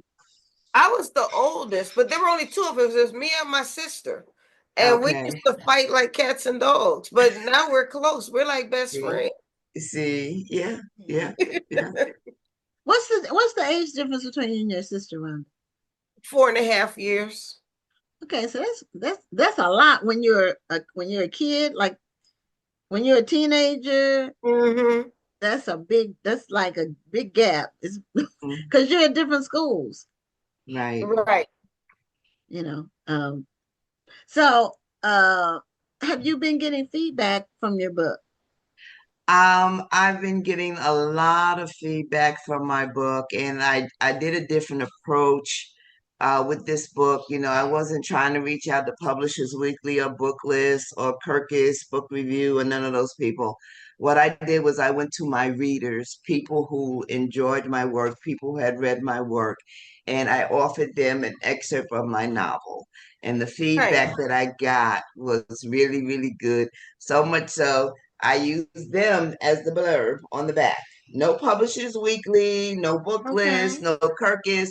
I literally took it to the streets with my readers, you Okay. know, because people. I mean, it's nice to have those reviews from the big reviewers, but who's really reading my books? Mhm. You know, my Yeah, I readers think are Well, reading are my you ever books. going to go to Kirkus or Publishers Weekly? No, Oh, no. And I know I can. I know the system is now set up. I could approach them. They have different programs. You can pay them and they will give you a review. Now, if Kirkus or Publishers Weekly or whatever happens to come across my book and they want to just give me a review, cool. But I just feel some kind of way about, okay, I'm going to pay Kirkus to give. No, that's just not me. I want it honest. I want it honest, I not get it. because I paid a fee. So I just stayed away from all that, And I even had author friends who offered to, give me a blurb. But again, I wanted to take. I literally did a ground level sort of thing where I went to my readers because at the okay. end of the Get it. day, it's about my readers, you know. So. Well, I it get is it. And getting out that, there. that was why I struggled with going to Kirkus for a long time because Kirkus is expensive. And I did go to Kirkus one time for one of my books. And I paid all of that money Mhm. and they didn't give me a bad review, but um I didn't feel that I didn't feel that the book had some racial undertones to it Mhm. to where I didn't feel that they really understood the book. And I Right. even showed it to a librarian friend of mine and they were like, this review sounds racist. And so I was like, I don't even know if I want to use this review. So I paid all this money and I don't See? even know if I want to use the review. Yeah. Yeah. Yeah, or if Yeah. you want people reading the review and then saying, "Oh, well, I don't want to read that" or whatever. I've had somebody give me feedback. Both of my novels have some racial uh, connotations. I'll say that. But I've had people who weren't Black review it and say, not, post a review on Amazon, not like a official review, but say that the dialogue among the Black characters didn't seem realistic. And that's because they're used to stereotype. They don't know how we talk to each other for real. They just know what they see on a movie. Right.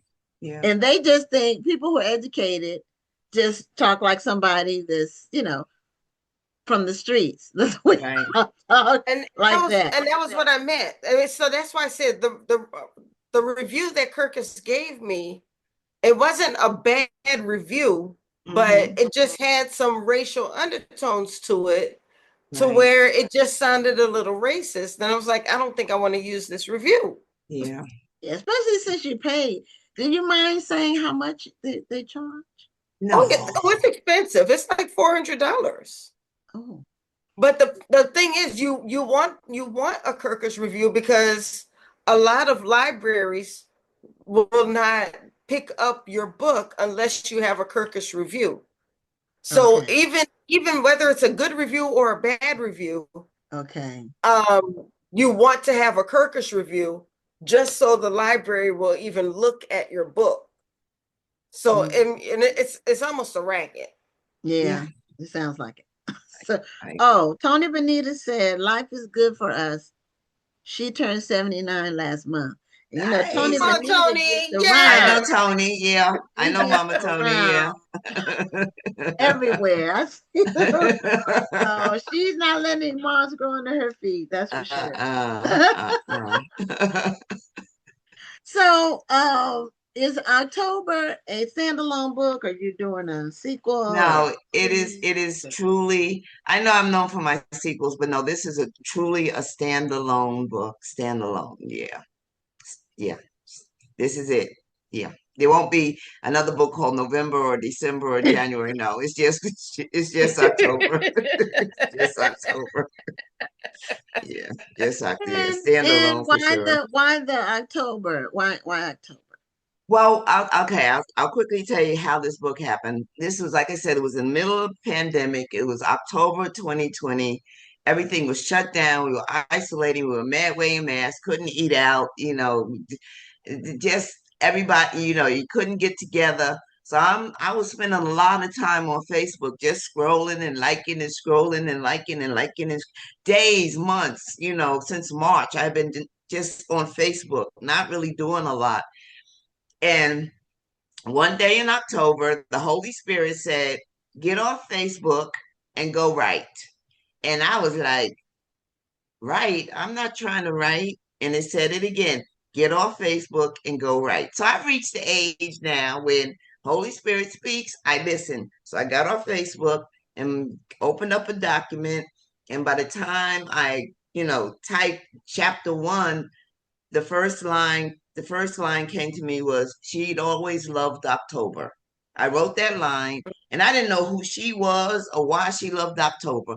But Gwen, I did what I always do when I'm writing. I get an idea and I just sit down and let the story come to me. And that's how the story came. It was October 2020 when I started. She always loved October. That's why I named it October. And the thing I like about October is when fall is coming in, and it's a time of year where farmers, whatever they planted during the spring, it's harvest time. So it's a time of year, like spiritually and emotionally, I feel like whatever we did in the prior months, we're going to reap, good or bad. So yeah, that's why I named it October. Okay, well, I like the backstory on that. Yeah, Me too. That's a great story. thank It is. you. Yeah, that's why it's October. Well, show the book one more time and tell people how they can Okay. get a copy. Okay. The book is October, and copies are only available at mjhodge.net. Again, that's my website. I know it doesn't look like Amazon, but it's a legitimate website. And I trust and believe everybody who has ordered a copy from my website has received their copy. Okay. So I know, a lot of people like to go to Amazon or Barnes and Nobles or whatever. Unfortunately, it's not available there right now. So if you want a copy, mjhodge.net. List price is $27, but on my website, I'm selling it for 21, which includes free shipping and a signed copy. Yes, special Okay. pricing. Yes. Yes. Well, Margaret, it's certainly good to see you again, and glad Thank to see you. you still out there writing. And Yeah. keep writing. Keep I writing. I will. I We will. need I some, will. characters that run the spectrum of all ages. Correct. I Not just agree. not just youngins. Right. Out there making a whole bunch of mistakes because they didn't listen to people who were trying to tell them. Anyway, take care, and All right. good to see you. Good to see you guys too, and thank you so much. Okay, have a great Thank Okay. night. you. All right. You too. Bye Bye. bye. Bye bye. Okay, so now we have our final guest, and he writes under the pen name Lonesome Augustine. Ooh, Yeah, that's a real cowboyish. yeah. Uh, yeah, my favorite Western series or even movie is Lonesome Dove. That's my favorite. So when you said Lonesome, I said, wow, I wonder if that's where his name comes from. We'll find out. But welcome to your name on the screen says Robert Crutchfield, but you're right under Lonesome Augustine. Welcome to Black Authors Matter TV. Thank you, thank you, thank you. Let me I was so entertained by your previous guest, I couldn't turn it off. Oh, well, So forgive me. that's okay. That's okay. Good evening, Um, ladies. good evening. Do you have a copy of your book, Candy Dark Prairie? Yes, ma'am, I sure do. Okay, it's a cowboy book. Okay. Yes, ma'am. You got the See? hats and the guns and all You that. said You got cowboys. the That's a great cover. sunset. Well, It thank you, is. thank you, thank you. Got the sunset in the background. It looks like the western states, or just sunset when you're driving west. Yes, Um, yes. um, Spent a lot of time I've in done Nevada. that. Oh, Nevada. Okay. Yes, Have ma'am. I ever driven in Nevada? No, I've driven, of course, across Texas, New Mexico, Arizona, California, but I've never driven in Nevada. So, you are an Army veteran, Yes, ma'am. and so is Dr. Rhonda. Thank you for your service, doctor. Well, thank you for your service. And I am very happy to say that tomorrow I will be flying to Fort Sill, Oklahoma, so I can witness my daughter graduate from basic training. She will be Wow. Specialist Lawson. Out of basic training? Yep. That's unusual. That's Yeah, unusual. well, she has a degree. Oh, well, that's usual. That explains Oh, everything. that's great. I didn't know about that. I think you did tell me that she decided to sign up. Yeah, Mhm. she was going to join as an officer, but then she decided to go the enlisted route, and she's going to be a warrant officer later. Okay. Yeah. So, Lonesome, did you get your name from Lonesome Dove by chance? No, I sure didn't, but No, you I didn't. did Okay. like the series. Okay. And Yeah. the return to Lonesome Dove is pretty good too. Yes, yes, Um, they changed Captain Call.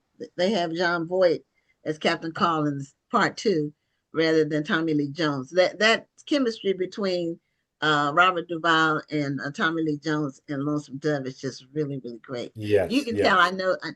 I know that series like I've seen it like 50 times. So I know the dialogue, the characters, what happens when, the best parts to watch, you know. So anyway, what Well, made to tell uh, you how I got the name, okay, I that's what I actually was gonna got ask. it from Andy Griffith. You Oh, remember him? Okay. yeah, Yeah, Andy yeah, Griffith. Yes. but I He don't was remember Lonesome. That's Oh because you're man. not old enough. But anyway,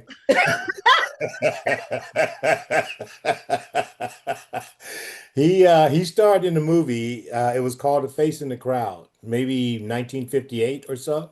And Okay. and he was a tramp. Did you know there's a difference between tramps, bums, and hobos?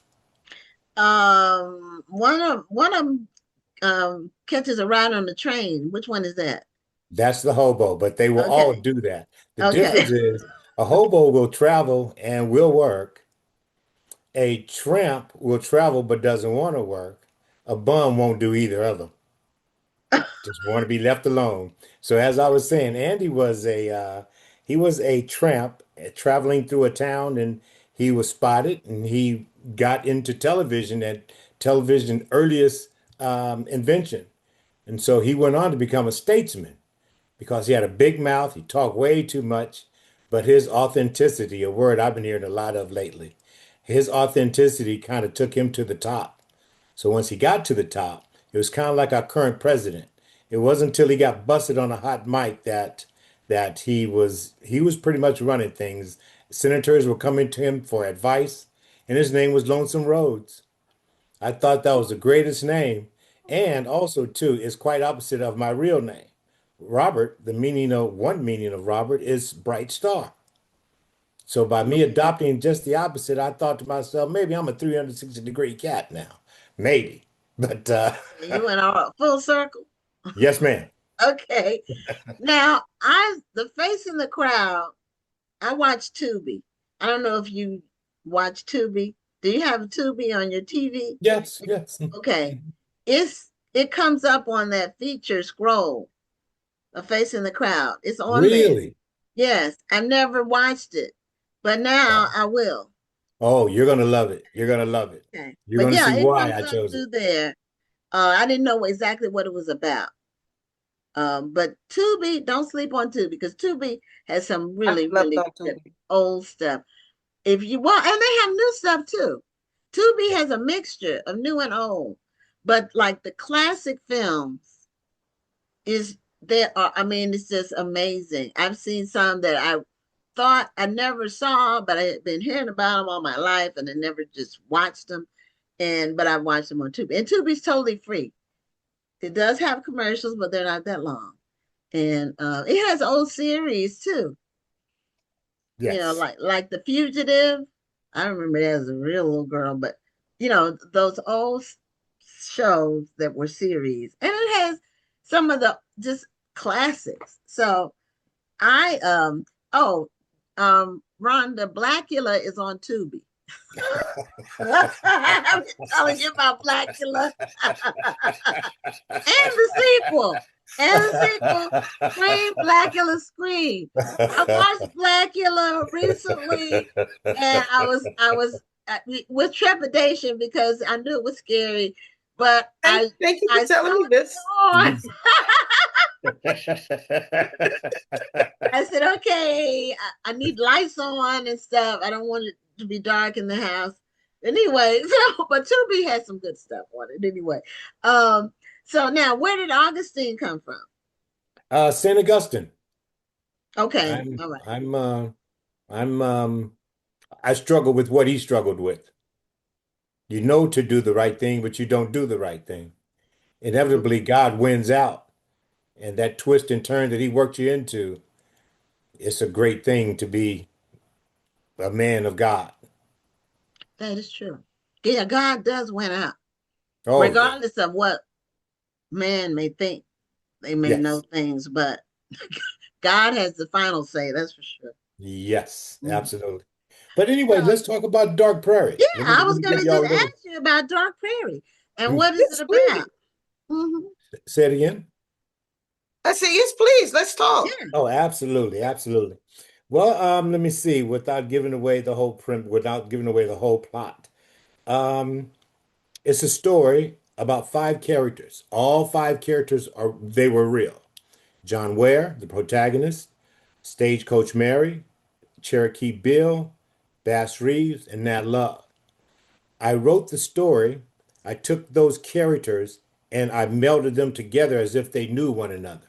They didn't know one another immediately, but through some events, they ended up crossing paths as teenagers, three of them. As they got older, they crossed paths again, five of them. They were in a situation where the antagonist, the bad guy, was after John Ware. John Ware was a pacifist cowboy. That was his thing. Everyone else, they were gunslingers, cowhands, rough and tumble types of people. Um, John Ware got into a situation, I don't know about you, but when I was a lot younger, I was in the wrong place at the wrong time. Not that I was doing anything, I was just there. And had some of those people retaliated, I would have been retaliated against because I was there. So John Ware he's in a situation where the antagonist comes after him because he was in the wrong place at the wrong time. It took 17 years to catch him. However, when Wallace Chauncey did catch John Ware, John Ware had made friends with all the people I mentioned before, Stagecoach, Cherokee, Nat, and Bass Reeves, who was looking for Cherokee to arrest him. So they all come together in eventful ending. I won't even try and explain it to you, but let's just say the Magnificent Seven.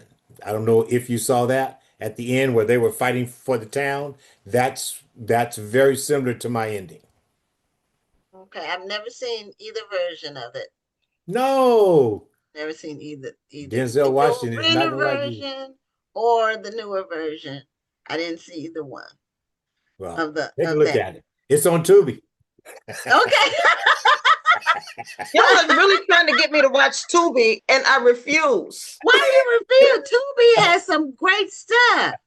I know See? everybody keeps saying that, but I just keep picturing the really bad movies that are on Tubi, and I know I No, need to get past it. I know I Yeah. no, need to get past it. no, because you don't have to watch the bad stuff. I know what you mean, like the B movies or a B minus or a C Yeah, movie. I know. No, I no, know. they have the classic. I mean, the major classic films, like some of the best films of all time, are on there. It's just Yeah. it's an amazing tool. I'm glad that it's available and that it's free. And I don't mind commercials because I use commercials to do stuff, get a snack or whatever. So check it out. Check it out. And and ladies, also too, Gwen, we did discuss this when you and I first met. We were concentrating on Dark Prairie. Dark Prairie is my latest release. My first Mhm. book, Ice, A Story of Love, Crime, and Politics, is about a Okay. black private detective. This is the first book that I wrote. It Oh, took okay. me maybe 11 or 12 years to finish it because I wasn't a writer. I started writing as a result of a loss in the family. And Mhm. through separation, everyone they go their own ways until they are able to cope. So it was probably 6 or 7 months while I was living with somebody who couldn't cope, and just what can I do? What would I do? Drugs wasn't the answer, alcohol wasn't the answer. So I remembered that a college professor had told me that I could write. I wasn't a studious guy. I was in college just to go to college. I wasn't there to do anything. Didn't have high self-esteem or nothing like that. So I didn't believe in me. So at that particular time, while I was looking for something to do, I decided to try writing. So I had to pick a subject. I love private detectives. Um, Shaft was one of my greatest, heroes in my time. Bad Okay. man. The And original so, one or yes, both of them? yes. Oh no, not Samuel L. No, Okay. no, no. So, no knock on Sam, but Okay. I Yeah, wanted. the original one was a ladies' man. Samuel wasn't in Well, his well, he version. well, he was bad. He was that Yeah, was his yeah. thing, But the and so. original Richard Roundtree, he was a ladies' man. And I melded them together. That I took Okay. the All right. badness of yes. In fact, Okay. there were two things that I thought shortchanged Shaft. Number one, I don't think they used his private detective skills enough or showed them enough, Mm-hmm. and they didn't show him in an international scene. I just think that if he was international, that he was dealing with Italians, but he was in New York, and it was a New York Central story. Well, this Mhm. story, it goes from Sierra Leone to Washington, D.C., to Las Vegas. I take him on a ride, and I include the mafia, the federal government, the government of Sierra Leone. I try to make him international and make him an inviting guy. In fact, I'm developing it into a movie as we speak. I've uh, poor lonely me. I don't know when you try and do something bigger than you, it's kind of hard to get the handle because you don't Yeah. know what you're doing. You're literally feeling around in the dark. And so God just shined on me recently, and I had a marketing group reach out to me and believe in me, and they are helping me make it to the next level. In fact, Wonderful. 2 weeks, I have a TV interview, Fox 5, San Diego. I'm going to do a television interview about the makings of ice. Oh, okay. Well, I'm congratulations sorry, on the that. makings of what now? Of Of ice, Ice, that's his book. that's the name of Oh, his okay. book. Huh. Mhm. Yeah. Yeah. So, Now I see you have a similar like backdrop, like the sunset is on the ice oh covered yes, city. yes, yes, Mhm. yes, yes, yes. In Mhm. fact, I was in Las Vegas for 25 years. Oh, okay. That's why the Okay. sunsets and that Yeah. desert sky, Yes. you know, Okay. Yeah. I love it, but I hate the stagnant seasons. There's only one. Right. Hot. Everything is Mhm. brown, exactly. Everything's brown and tan. Yes. So Sweltering. You know, yes, it's yes. a dry heat, but shoot, it was. I went there for a week in the summer. We went on a family trip, and it was in August because that's just when we ended up going. And it was 100 degrees at night. Oh It was yeah, like easy. Oh my 110 in the goodness. Yeah, daytime or easy. Hmm. 115 during the day. And Yes. at 11 o'clock at night, it was 100 degrees. Oh yeah. Like in an oven. Yeah, it is. So we really enjoyed ourselves. They really made Las Vegas into a tourist destination where there's lots and lots to do. Yeah, Right. I remember driving through Las Vegas or getting close to Las Vegas as we were driving. Um yeah, as we were driving getting close to Las Vegas, and there were signs that said to turn off your air conditioner because your car was going to overheat because Mhm. it was so hot that if you kept your air conditioner on, your car would overheat. And That's going how hot. uphill. Yeah, they don't want you going uphill at, Right, with your air conditioning running, and you've come from Oh, California, it's been running 3 or 4 hours already. So right, yeah. right. yeah. Yeah, we So didn't this go. this Go ahead. the game that you guys played earlier, what Trivia? was it? Trivia. Yeah. Is Yeah. that something that you do often? Well, the publishing houses, when they have a guest that's when we have a guest that's one of their authors, they'll send us an advanced reading copy of the book. Ah, And so ah. that's what we use for the trivia, and we give a book away. Now I know you ladies gonna be Yeah. getting some mail from me, I promise. Uh, There's some books in the mail. I didn't what we know. do, what we do for the trivia is we basically use the synopsis or the information about the author. So it's Okay. it's information they can easily look up while they're watching the show. And we have veterans who are really fast at the draw Uh, on answering the trivia. can we put them to the They test? are so fast. Sometimes they have the answer before I can even finish typing the question. No. I usually try to send Rhonda the question ahead of time, so all she has to do is copy and paste. But I changed the trivia question after I'd already set one Oh, up. that's why So she worked you over. that's Okay. why, yeah, Girl, that's I can why. type. Yes, that's what happened. Because the answer was given so many times, it wasn't really going to be a real contest. So So is so the information in the book that you asked for, or do they no, have to it's go on the online and find it? synopsis. They Aha. can go Okay. online anywhere. They can, they at the beginning of the interview, I told them we had trivia, so they already know what to look up. Okay. They can be Okay. quick on the draw. They just don't know what the question's going to be. Got it. So they I know probably the lay of already the have it land on the now. browser, And so they just have to do a quick review and type in the answer. So yeah, we do it as often as we get books from the publishers. That's when we do it. I should have called you, huh? We should have had this conversation offline. Oh well, it's not a problem because if you want to do that, then the people watching won't know what the question is Okay, or the okay. answer. Yeah, So Oh, that's true. yeah, so it I doesn't just matter. mean your distribution network here. I mean, I didn't know the lay of the land. I didn't know how you guys did your thing. I think you sent me an email and I responded. And by the way, authors get so much, I won't call it spam, but there's some scammy people out there. Yeah, most of And the people are out there are scammers, yes, yes. Yeah. especially with AI now. It's Oh, everybody's got a scam. So right. our for us, we've been around. We'll be celebrating our 6th year doing this show next month, Really? and we've interviewed. We're getting close to 900, Rhonda. Yeah, that's We're at awesome. 875. We've interviewed almost 900 different people during that time. Wow. Okay, okay. Yeah. So we have a lot of content. People can check us out. Our YouTube channel has all our shows since 2021, I think. Because we Okay. used to have them, Facebook Live used to save all the lives, but then about a year ago, they erased them all.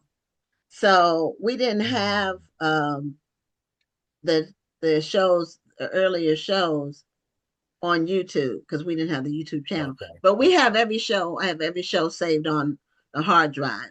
So Okay. every show we've ever done. And then every year we do an award show where we give out awards for the best interview in 15 categories. So we already had that May 12th. Okay. So we Okay. do that every year, and it's like the Grammys. We open an envelope and have the finalists. It's voting. It's based on the votes of the viewers. So we do a lot. We have a lot. Like I said, we have a lot of content. So we um, have legitimacy. Um, People can check us out to see if we're real. But there's lots of people telling you they got the best thing since sliced bread. They want to, give you a come up. Oh yeah. And there's a saying, Yeah, it beware. happens all the time. They Yeah. people been trying to take my job for the last 2 years. Yeah. Yeah, they do. Yes, They ma'am. do. But there's a saying, and it still holds true: beware of strangers bearing gifts. Yes. Yes. Nobody that you don't know is gonna just call you up and do you a favor. That just doesn't happen. That's a scam. So imagine my surprise when you show up and you were legit. I was so happy to talk to you. I was so happy to talk to you. I don't want to let you go. And we answer our phone. So if Yes. you call our Yes. number, it's a live person. It's not one Yes. of those bots or I hate getting calls from those. Now, like 90% of the calls you get are those people, and you block them, and then they still find another way to call you. Right, right, right, Mhm. right. Another Mhm. number. Yeah, and then you say hello, or you answer with the business. Kush City is our company, overall company. Then they'll say hello, like that, and I say, okay, this is AI blip. I don't, just Yes, stop yes, it. yes, I wonder how exactly. many people really fall for that. But anyway, um, Dark Prairie. Um, what have you been? When did it come out? Because I don't know It if we talked about it. November 25. Okay, November of I last year. Yes, I actually started writing this a long time ago. At the request, a friend of mine asked if I could do it. And it's like any other knucklehead, of course I can. And then I had to figure out how to do it. Didn't have a story, so I started researching black cowboys. And that led me not only to those characters, but to the story of the West. And it was just mind-numbing to find out that the first um, true cowboys, the first ones, they had been brought over from Africa. I think they were the Fulani tribe. They were herders in Africa. And so when they brought them here without the masters knowing that these guys knew a lot about the livestock, These guys were doing more than the master ever thought or knew. So once they were freed, they started going to where the land was free, out west. So imagine how many black cowboys there were in the beginning. It wasn't one, it wasn't, just three. They were Mhm. prominent because they had been doing it in slavery. So once they became free, roping and all the other things that are included with cattle herding, these guys already knew how to do it. So 1 in 4 cowboys were black without question. So once I began writing and finding that sort of thing out, the story sort of wrote itself because it's historical fiction. A Mhm. lot of the situation, I was just regurgitating information. I made up the scenarios or the scenes, but the information was true. For instance, there was a riot in good Lord, please don't let me forget the name of it. Um, let's just say Texas. There was a riot in Texas between Buffalo soldiers and white cowboys. Mhm. I took that scene and turned it into the scene that um, affected my bad guy and why he became a bad guy. He was at the riot as a kid. He watched his father, who was a Buffalo soldier, shooting it out with the white cowboys. So again, it was just mind blowing once I got in and started reading all this information. So it was quite simple to write, and my wife had to kick me a few times because who wants to write about cowboys? So it took me a while to get all the information and then not just surmise it, but make a true story where the tension was ratcheted up where it needed to be ratcheted up. There's no love scenes. I was No, gonna, you know what? I was gonna ask you about romance in there. But no, no, you answered no, that no, question. no, no, no. It's a, it's, I mean, mm, I love. I'm really glad that the stories of the Black Cowboys are starting to be told because for so long people thought that the Black Cowboy was just almost a fairy tale, myth. Right, right? A myth. Hmm. right. Yeah. That there was no such thing that we were just basically making it up, and that Will Smith was just the first Black cowboy. Good one. Good one. Right. But um the Bill Pickett rodeo came along. Yes, yes. And then we actually got to see actual Black cowboys in action. We got to Yeah. find out that Bill Pickett was a real person and not just Yes. a character. Not a Hmm. Um, myth. Yes. right, exactly. And then the movies started to come along, and then we got to find that these were real people, and they weren't Mhm. just characters. And then we get to see books like yours. And Right. so I hope that more of these stories are going to continue to be told so we can learn more about these people. And then there've been we've gotten to feature many books on this show Yes. about Black cowboys. We Really? have. Oh, we have. Right. I got to Yeah, go back several. through your vault and see what you guys got. Oh, Oh, we got a lot. absolutely. A couple of them. I know Mia Mask did a book about the black westerns, Mhm. uh, African Americans in westerns, the Like a television westerns. documentary type thing? No, And no, no. It's a book. It's a book about. yeah, and remember the book? I can't remember the name of it, but the lady who actually went through and took pictures Yeah, of Black cowboys. yeah, and I think she was Hispanic. Right. She wasn't even Black. She wasn't even Wow. black. And Wow. then there was one more. I can't call. I can't call the names because it's like I said, we interviewed a lot of people over a long Mhm. period of time. But you should be able to find the interviews if you Google. I know Okay. Mia Mask, the one about black Western. Her first name is Mia, Mia, and her last name is Mask. And she was the most recent one we interviewed. That's why I remember her name. But we've pretty much covered just about every topic there is. So Okay. Okay. on this Okay. show, 900 people, that's a lot of people. So we're at the end of our show. Show your book cover one more time and tell people how they can get their copy of Dark Prairie. You can get Dark Prairie on Amazon or on my website, lonesomeaugustine.com. I'm also on TikTok, Blue Sky, YouTube, X. I'm everywhere. Let me just put it that way. Okay. Go All looking for me and just type in Lonesome. Okay. All right, Lonesome Augustine. Thank you so much for being a guest on the show, and congratulations on your books. Thank you so much, ladies. It was a pleasure. Okay, Thank have a you. You great have a night. great night. You too. Bye-bye. Bye-bye. Well, that's it for this week's show. We had a great night. Again, we really are sad about the passing of Bonnie Hopkins. May she rest in heaven. And we're going to miss her so much. So we will be back next week for another amazing episode of Black Authors Matter TV. I'm Gwen Richardson, signing off. And I'm Dr. Rhonda Lawson. Have a wonderful evening and a great week.